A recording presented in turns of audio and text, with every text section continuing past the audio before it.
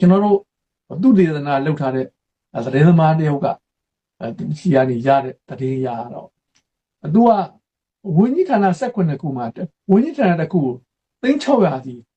တလကို3600ပေးရတယ်ဝင်းကြီးဌာနတစ်ခုဆိုတော့တလကို18ခုဆိုတော့သိန်းပေါင်း1000နဲ့2000ပေါ့ဗျာသိန်းပေါင်း1000နဲ့200ပေါ့1000နဲ့200လာစီအဲ့လိုပေါ့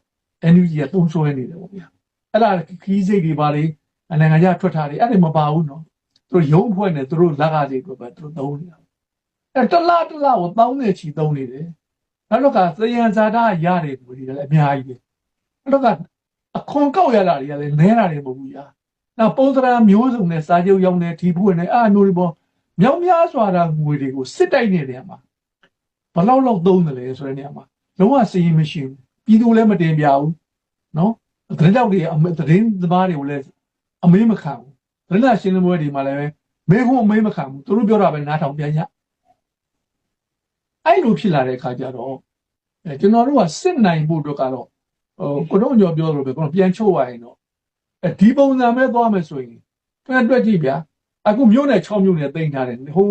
စကိုင်းချင်းနယ်စပ်ဘက်တွေမှာနှစ်မြို့နယ်ကတော့မြို့နယ်ကျန်တဲ့ဟာမြို့နယ်ကွယ်လေး၄ခုပေါ့ဗျာအဲ့ဒါလေ KA နဲ့ AA နဲ့ကူးတိုက်ပြီးထားတာလေအဲ့ဒါတွေရတယ်